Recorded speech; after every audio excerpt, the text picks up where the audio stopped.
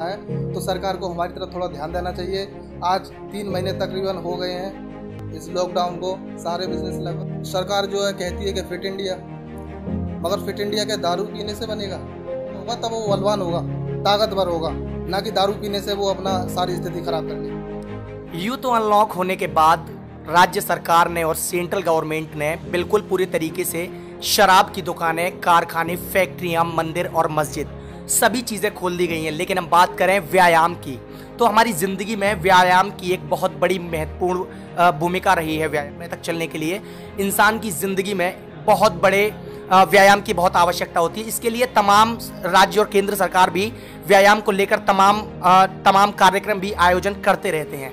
वहीं अगर बात की जाए जिम संचालकों की, तो अभी जैसा कि अनलॉक होने के बाद देश में सारी चीज़ों को खोल दिया गया है, वहीं व्यायामशालाएं जो हैं, व्यायाम करने की जो जगह है यानी जिम जो हैं, जिमों को अभी तक ऐसा खोलने न खोलने का कोई भी सरकार का आदेश नहीं जारी हुआ है। इसके लिए हमारे अलीगढ़ से बॉडी बिल्डिंग जिला एसोसिएशन के अध्यक्ष ने और महासचिव ने अभी पूर्व में जिलाधिकारी को संबोधित एक ज्ञापन भी सौंपा था, जिसमें कि उन्होंने अपने जिमों को खोलने की मांग की थी और साथ ही कहा था कि तमाम ये तो जिम एक तो सबसे पहली चीज़ तो व्यायाम के लिए, व्यायाम जो है वो ज़िंदगी में बहुत ज़्यादा महत्वपूर्ण है। दूसरी सबसे बड़ी चीज़ है कि व्यायाम के साथ ही कम से कम 100 से 150 लोग, 100 से 150 परिवार जो हैं वो सिर्फ और सिर्फ जिम के भरोसे ही चलते हैं, क्योंकि रोजी रोटी भी कहीं ना कहीं व्यायाम से रोजी रोटी भी कुछ ट्रेनरों की चलती है, क्योंकि कुछ जिम संचालक ऐसे हैं जो खुद ही अपनी जिमों में ट्रेनिंग देते हैं। वहीं आज हमारे साथ जिला बॉडी बिल्डिंग एसोसिएशन के महासचिव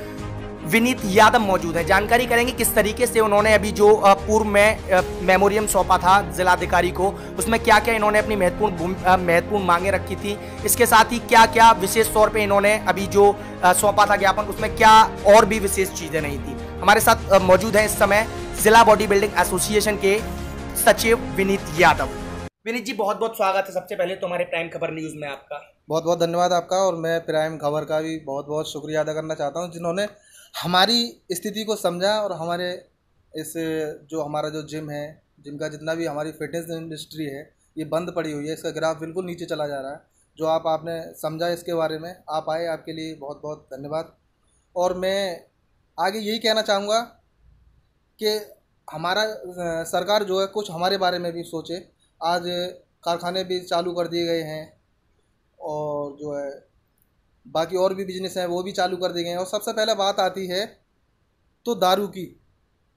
एक तरफ तो सरकार जो है कहती है कि फिट इंडिया, मगर फिट इंडिया के दारू पीने से बनेगा?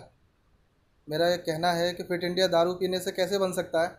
जब तक कि हमारे देश का युवा ताकतवर और बलवान नहीं होगा तब तक हमारा देश फिट इंडिया के जो हमारे प्रधानमंत्री जी ने, विनीत जी, गवर्नमेंट का कहना था कि शराब के ठेके खोलने से जो है देश की आर्थिक स्थिति मजबूत होगी। क्या कहना चाहेंगे, देश की आर्थिक स्थिति के चक्कर में शराब बेचना ज्यादा जरूरी था, या फिर जो जिंदगी में महत्वपूर्ण जिसकी भूमिका रही है व्यायाम करना ज्यादा जरूरी था? क्या कहना चाहेंगे? तो सर मैं कहना चाहूँगा इतना ही कि आर्थिक स्थिति के साथ अपनी स्वयं की स्थिति भी सही होना चाहिए, कि अगर जब तक कि शारीरिक स्थिति ठीक नहीं होगी इंसान की, शारीरिक तौर से मजबूत नहीं होगा इंसान, तो आर्थिक स्थिति क्या करेगी उसमें? सबसे पहले हमारा शरीर से मजबूत होना चाहिए इंसान को। अगर कहीं पे भी अगर हमें लड़ाई की झगड़े की अगर ज़रूरत पड़ती है, किसी से अगर लड़ना हो, हमारे हिंदुस्तान पे अगर कोई भी आफत आती है, कोई भी दिक्कत हो, तो देश का युवा उसके लिए हमेशा तत्पर खड़ा रहता है। और देश का युवा तभी खड़ा होगा तब वो बलवान होगा, ताकतवर होगा, ना कि दारू पीने से वो अपना सारी स्थिति खराब कर ले। पूर्व में आपने जिलाधिकारी को संबोधित एक ज्ञापन सौंपा था, जिसमें अपनी तमाम जो जिम संचालक हैं उनकी तमाम मांगों को रखा था। आपके अध्यक्ष भी साथ थे, उसमें क्या प्रमुख भूमिकाएं रही थी और क्या उसके आधार पे जिलाधिकारी ने आपको क्या आश्वासन दिया है? हम लोग गए थे डीएम साहब के ऑफिस में, पर किसी कारणवश जो हमें डीएम साहब नहीं मिल पाए उस टाइम। फिर भी जो हमने एसीएम सेकंड साहब जी को उन्हें ज्ञापन दिया अपना जाके, बाकी उनसे हमारी मुलाकात हुई, बात हुई। उन्होंने केवल इतना ही कहा था, हम लोगों से आश्वासन दिया कि 30 तारीख तक आप जो है थोड़ा इत्मीनान बना के रखें, और जो है बाकी कुछ गाइडलाइन भी हमें उन्होंने बताई थी, हमने उनको फॉलो भी किया है और आगे भी कोशिश कर रहे हैं करने की।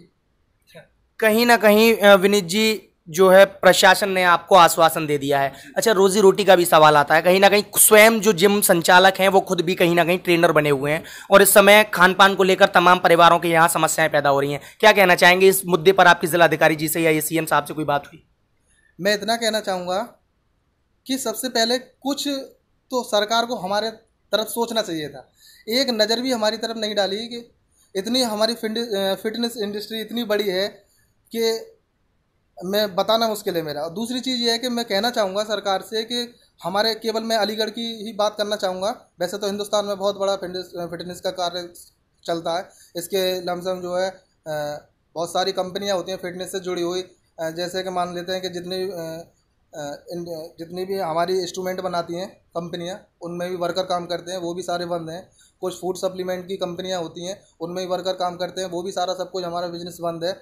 इसके साथ साथ मैं केवल अलीगढ़ की बात करना चाहूँगा अपने की अभी। तो अलीगढ़ में मेरा मानना ये है कि मैं एक जिस संगठन से बिलोंग करता हूँ, जो इसका सेक्रेटरी होने के नाते, तो मेरा ये दायित्व तो बनता है कि मैं उनकी जिम्मेदारियों को भी समझूँ, अपनी जिम्मेदारियों को भी समझूँ। और उसके साथ साथ मैं केवल इतना ही कहना चाहूँगा कि अलीगढ़ के अंदर तकरीबन 90% जो जिम है हमारी, वो रेंट की बिल्डिंग में है।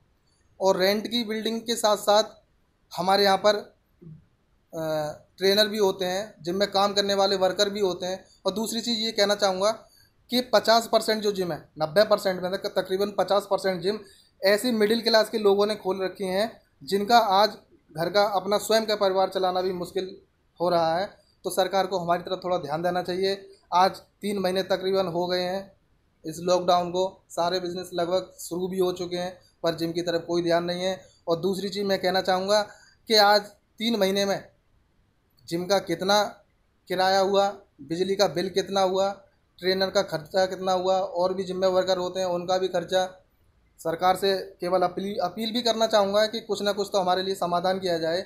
या फिर दूसरी चीज़ एक और है कि अगर खोलना है तो सबको खोलें, या तो अन्यथा बंद करें सबको, मेरा इतना कहना है। और दूसरी चीज़ ये है कि अगर ऐसा नहीं होता है, 30 तारीख तक का हमें आश्वासन दिया गया है, अगर 30 तारीख तक ऐसा नहीं होता है तो हम सारे अलीगढ़ के युवा रोड पर उतरने को तैयार हैं, उसके लिए चाहे फिर आगे कुछ भी हो। जैसा कि आपने देखा, हमारे साथ जिला बॉडी बिल्डिंग एसोसिएशन के सचिव मौजूद थे, जिन्होंने अपनी तमाम जिम से संबंधित समस्याओं को आपके सामने रखा। उनका कहना ये भी था कि सरकार ने शराबियों के बारे में तो सोच लिया, लेकिन जिनके परिवार में 2 वक्त की रोटियां जो कि जिम संचालकों से चलती हैं, जो कि ट्रेनर हैं, उनकी जो दो वक्त की रोटियां हैं वो सिर्फ और सिर्फ जिम से चलती हैं, वो रोटियों को न सोचते हुए सरकार ने जिम संचालकों को कोई ऐसा विशेष आदेश नहीं दिया है, लेकिन शराब के ठेके जो हैं वो खोल दिए गए हैं। प्राइम खबर न्यूज़ के लिए अलीगढ़ से